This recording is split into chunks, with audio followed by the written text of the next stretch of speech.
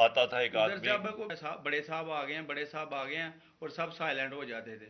آج میں ایک آپ کے سامنے یہ ہنگامی جو میڈیا ٹاک کرنے لگا ہوں، یہ ایک ایسی خوفناک اور دردناک اور تکلیف دہ چیز ہے کہ میں سمجھا یہ انتظار نہیں کر سکتی کل کے لیے.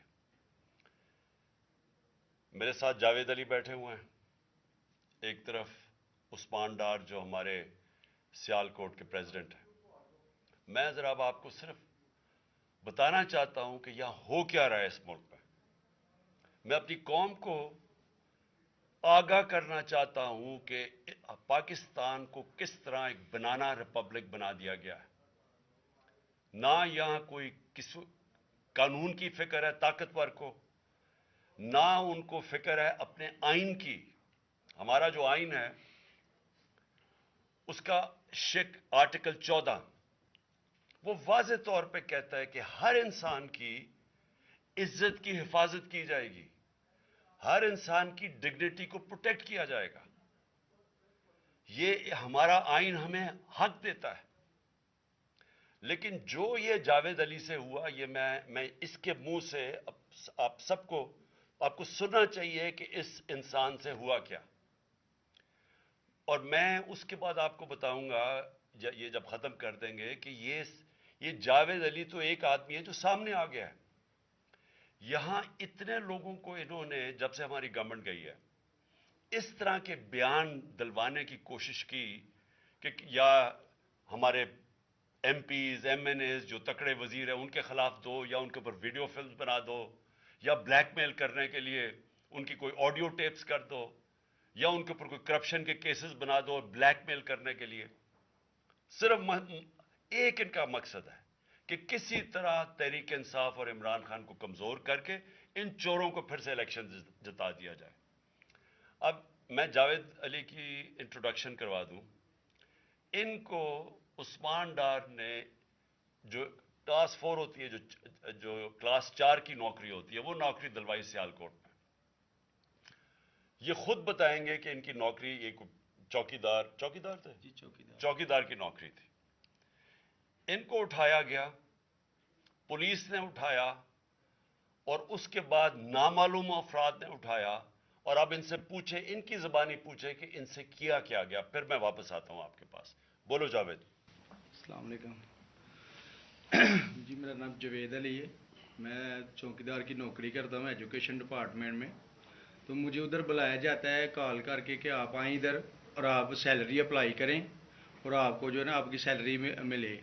میں ادھر گیا ہوں اور مجھے ادھر صبح 11 بجے سے لے کے تقریباً 3-3:30 بجے تک بٹھایا جاتا ہے. آپ بیٹھو، کرتے ہیں تقریباً ادھر 4 بجے کے قریب 7-8 پولیس والے آتے ہیں. وہ ادھر سے مجھے پہلے ہاتھ کڑی لگاتے ہیں، بعد میں میرے آنکھوں پہ اوپر شرٹ باندھتے ہیں اور اوپر چولا ڈال لیتے ہیں کہ جیسے میں کوئی دہشت گرد ہوں. ٹھیک ہے. ادھر سے مجھے پرائیویٹ گاڑی میں اٹھاتے ہیں اور لے جاتے ہیں نامعلوم جگہ پہ. ادھر جا کے میرے اوپر مارک چڑھا ہوتا ہے، آنکھیں باندھی ہوتی ہیں. تقریباً 7-8 بندے ہوتے ہیں وہ جو مجھے جاتے فرش پہ لٹا دیتے ہیں اور مارنا شروع کر دیتے ہیں کہ تم نے عثمان ڈار نے تم سے کتنے پیسے لیے نوکری دلوانے کے لیے. میں کہتا نہیں دیے. پھر بھی مجھے دوسری دفعہ کبھی الٹا لٹکا دیتے ہیں کہ مانو تم نے عثمان ڈار کو پیسے دیے ہیں، کانٹریکٹر سے لے کے پیسے دیے ہیں. جب نہیں مانتا تب بھی مجھے کبھی سیدھا لٹکا دیتے ہیں، کبھی الٹا لٹکا دیتے ہیں. اور بعد میں جب میرے مثلاً کہ کبھی اینٹ ادھر سے اینٹ اٹھاتے ہیں، اسے دھاگے سے میرے نازک حصوں میں باندھ دیتے ہیں کہ مانو تم کانٹریکٹ سے پیسے لے کے عثمان ڈار کو دیتے ہو. کپڑے اتارتے ہیں، بتاؤ. بعد میں مجھے ننگا کرتے ہیں، کپڑے اتارتے ہیں، کپڑے اتار کے ادھر فرش پہ بٹھا دیتے ہیں کہ مانو تم نے عثمان ڈار کو پیسے دیے. جب نہیں مانتا تو پھر ادھر سے کہتے ہیں کہ ایک ڈالا بھیجو، اس کی بیوی کو اٹھاؤ، اس کے بچے کو اٹھاؤ اور ادھر اس کو لا کر اس کو برہنہ کرو، اس کی ویڈیو بناؤ، فیس بک پہ ڈالو اور بلیک میل کرو.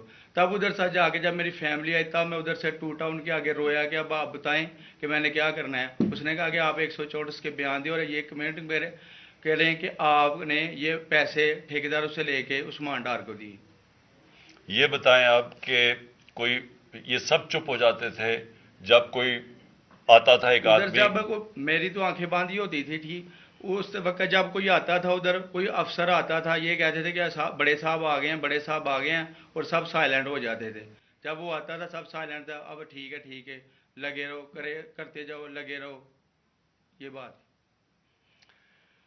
میں اب آپ کے سامنے یہ جو جاوید علی نے بات رکھی، یہ ہر طرح ہم کنفرم کر سکتے ہیں۔ قرآن کے اوپر ہاتھ رکھنے کے لیے میرے سامنے تیار تھے، یہ عثمان ڈار کو پھنسانے کے لیے، اس کو کرپشن کیسز میں لانے کے لیے، یہ ساری چیز، یہ جو اس سے 164 کا بیان دلوایا گیا، اور پھر بیوی بچوں کو ساتھ والے کمرے میں لا کے ان کو کہا کہ اس کو ننگا کریں گے، یہ سیدھی بات بتائے، بیوی کو کہا کہ اس کو ننگا کر کے اس کی تصویریں بنائیں گے اور پھر فیس بک پہ چلائیں گے۔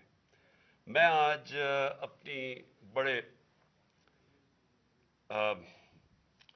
رسپیکٹ سے، میں اپنی عدلیہ سے، میں اپنی چیف جسٹس صاحب سے کہنا چاہتا ہوں کہ دیکھیں، میں اب سے نہیں، جب سے ہماری حکومت گئی ہے، میں تب سے کہتا رہا ہوں کہ ہمارے بنیادی حقوق کی حفاظت کون کرے گا؟ شہباز گل کو اٹھایا، اس کو ٹارچر کیا گیا، اس کو ننگا کیا گیا، اس کو لٹکایا گیا اوپر، اس کو مارا گیا، اس سے بیان دلوا رہے تھے کہ عمران خان کے خلاف سٹیٹمنٹ دو، جو اس کو کہہ رہے تھے عثمان ڈار کے خلاف سٹیٹمنٹ دو۔ اس کو میں تب بھی، میں نے صرف ایک میرے منہ سے نکل گئی اور اس سے میں نکل گئی کہ ہم جس جج نے ان کو ریمانڈ دلوایا تھا واپس، شہباز گل کو واپس جیل میں، جب وہ ٹارچر ہوا تھا، تو میں نے کہا قانونی کارروائی کریں گے، میرے اوپر کنٹیمپٹ نوٹس کیا گیا، لیکن کوئی کسی نے ایک کسٹوڈیل ٹارچر ساری دنیا کے اندر منع ہے، کسٹوڈیل ٹارچر کے اوپر کچھ نہیں ہوا۔ پھر اعظم سواتی کو اٹھایا گیا اور ساری قوم کے سامنے جو اعظم سواتی نے اپنے زبان سے بتایا کہ اسے کیا گیا ہے، ایک ٹویٹ کے اوپر، اس کا صرف ایک ٹویٹ کر دی تھی اس نے کہ NRO2 باجوہ نے دیا، جو سب قوم جانتی ہے، اس کے اوپر جو اس سے کیا گیا، پھر ویڈیو بھیجی گئی اس کی بیوی اور اس کی بیٹی کو۔ ایسی چیزیں اس ملک کی تاریخ میں کبھی نہیں ہوئی، یا میں تو نہیں کبھی سنی تھی ایسی چیزیں، شاید دہشت گردوں سے ہوتی ہوں، شاید کوئی باہر کے جاسوسوں سے ہوتی ہو، غداروں سے، لیکن اپنے شہریوں کو اس طرح کرنا اس ملک کی تاریخ میں کبھی نہیں ہوا۔ میں نے، جب مجھے گولیاں لگی، میں نے تب چیف جسٹس صاحب کو پہلے مخاطب ہوا، میں نے کہا دیکھیں، جنہوں نے مجھے یہ قتل کرنے کی کوشش کیا وہ سارے اقتدار میں بیٹھے ہوئے ہیں، اس میں یہ جو ایک آدمی ڈرٹی ہیری جب سے جنرل باجوہ لے کے آیا یہاں، تب سے یہ تشدد شروع ہوا ہے، شہباز گل کا، اعظم سواتی کا، مجھے گولیاں لگی، یہ جو داستان آپ سن رہے ہیں، سوشل میڈیا کے بچوں سے پوچھیں، جب سے یہ آدمی آئے ان سے اٹھ کے کیا ہوا، ان کو کم بند کمروں میں کپڑے اتارے گئے، ذلیل کیا گیا۔ ایک ماں باپ نے مجھے کال کی، انہوں نے کہا ابھی تک ان کا بیٹا نارمل نہیں ہوا، اس سے اوپر اتنا تشدد کیا کہ وہ ابھی تک نارمل نہیں ہوا، اور میں ان کو کہا جس طرح اس کو جاوید کو کہا میں نے سامنے آؤ، سب ڈرتے ہیں، نامعلوم افراد سے سب ڈرتے ہیں، اور کوئی کسی قسم کی پروٹیکشن کسی کو نہیں ہے، کیونکہ یہ قانون کے اوپر ہے، یہ جو مرضی کر لیں، کوئی ان کو بچانے والا نہیں ہے۔ کوئی جاوید جیسے انسانوں کو جب یہ کرتے ہیں، اس کو پھر دھمکیاں دی گئی کہ تم نے یہ بتانا کسی کو نہیں ہے، تو ہم یہ کر دیں گے، ہم تمہیں یہ مروا دیں گے۔ تو یہ اس ملک کی، ہمارے پاس تو ایک ہی راستہ ہے، اور مجھے پتا ہے کہ عدلیہ کے اوپر پورا اٹیک ہے یہ مافیا کا، یہ پولیٹیشن نہیں ہے، یہ مافیا ہے جو ٹیپیں بناتا ہے ججز کی، جو ہر قسم کی بلیک میل کرتا ہے۔ انٹیریئر منسٹر ٹیپ چلا رہا ہے کسی کی، یہ بالکل غیر قانونی چیز ہے، وہ جج کی ٹیپ چلا رہا ہے، وہ اس کی مریم وہ ٹیپ چلا رہی ہے کسی ارشد ملک جج کی، کبھی ثاقب نثار کی ٹیپ چل رہی ہے۔ یہ کسی مہذب معاشرے میں یہ چیزیں نہیں ہوتی، یہ کنٹرول کے لیے، عدلیہ کو کنٹرول کے لیے صرف یہ سارے حربے استعمال کیے جا رہے ہیں۔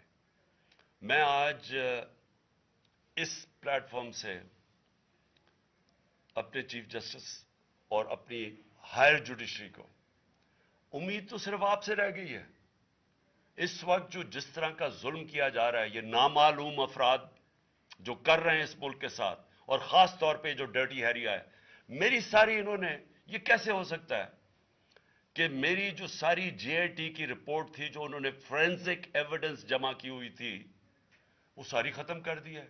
उन 4 ऑफिसर्स को फिर ऊपर बैठा दिया जिनके ऊपर प्रोसिक्यूटर जनरल ने कहा था कि इन्होंने मेरी जेआईटी की एविडेंस सैबोटाज करने की कोशिश की। उसने टेररिज्म कोर्ट को बताया है, उनको वापस लाके ऊपर बैठा दिया है। यानी उससे इंसाफ मिलेगा? सारी एविडेंस खत्म कर दी है, तो हमें किधर जाएंगे हम? मेरी रिक्वेस्ट है चीफ जस्टिस साहब, ये जावेद अली की, इसके ऊपर सोट मोटो एक्शन लें, पता चलाएं कि ये कौन लोग हैं।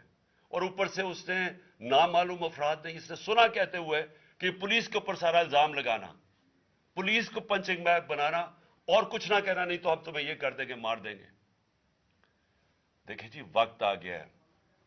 मैं अपनी जुडिशरी से ये कहना चाहता हूं कि ये जो भी आप में, आपका सबसे बड़ी जुडिशरी की सबसे बड़ी जिम्मेदारी हमारे बुनियादी हुकूक की हिफाजत करना है। यहां जिस तरह ये रजीम चेंज के बाद जिस तरह बुनियादी हुकूक खत्म किए गए हैं, लोगों को लावारिस छोड़ दिया है, समझ नहीं है लोग जाएं किधर इंसाफ के लिए। हमने पुरअमन एहतजाज जेल भरो तहरीक शुरू की। जो लोगों को उठा उठा के लेके जा रहे हैं, उनको कपड़े नहीं दे रहे हैं, उनको दूर दूर ले गए हैं, किसी को अटक डराने धमकाने से खौफ फैला रहे हैं। एक तरफ एक पुरअमन एहतजाज ताकि मुल्क में नुकसान ना पहुंचे। अब हमारी कौम आगे मुश्किल में है, महंगाई में डूब गई। कभी पाकिस्तान की तारीख में 41% महंगाई, इन्फ्लेशन नहीं हुई। छोड़ के गए थे 12% थी, आज 41% है। हम उसके एहतजाज करें कि चोर ऊपर बैठा दिए, एनआरओ मिल गया है, पकड़ के ये हालात होता है। सबको डराना धमकाना, जर्नलिस्ट को, सहाफियों को, टीवी चैनल्स को। तो मैं सिर्फ चीफ जस्टिस साहब और आप अपने सुप्रीम कोर्ट से आज खास दरखास्त करता हूं कि ये जावेद अली की कहानी सुने, पूछें कौन जिम्मेदार है, कहीं तो लाइन ड्रॉ करें कि अब तो उनको खौफ तो हो कि कोई खड़ा है उनके लिए, अवाम के लिए, अवाम के साथ खड़ा है। कोई तो एक्शन लें ताकि अवाम को कोई हौसला हो कि हमारी अदलिया हमें बचाएगी। कौन बचाएगा जावेद? सोचें कि बीवी बच्चों को साथ वाले कमरे में जाके कहते हैं उसको नंगा करके हम तो उसकी तस्वीरें बनाएंगे। ये कौन से माशरे में होता है? ये कौन, ये कोई गद्दार है? कोई एक चौकीदार की क्लास 4 की नौकरी कर रहा है, उससे उठा के ये किया कि जी इसके खिलाफ एविडेंस दे, कि वो देगी जी कितना आपने इसके लिए कितनी, पता नहीं किधर से इसने क्लास 4 के चौकीदार ने पता नहीं कैसे पैसे बना के देने थे इसको, लेकिन कोई एविडेंस मिल जाए ताकि किसी तरह तहरीक इंसाफ का जो सियालकोट का हमारा डिस्ट्रिक्ट का प्रेसिडेंट है, उसको किसी तरह गंदा किया जाए और उसको किसी तरह नाअहल किया जाए, किसी तरह एंटी करप्शन में आ जाए। और ये है पंजाब की जो इन्होंने केयर टेकर गवर्नमेंट, ये जो एक बददियानतदार एक मैं इसका नाम मुझे समझ नहीं आता कि ऐसा घटिया चीफ इलेक्शन कमिश्नर इस मुल्क की तारीख में नहीं आया, कि शर्म नहीं आई कि न्यूट्रल केयर टेकर ये हरकतें करता है। ये न्यूट्रल केयर टेकर के नीचे हो रहा है।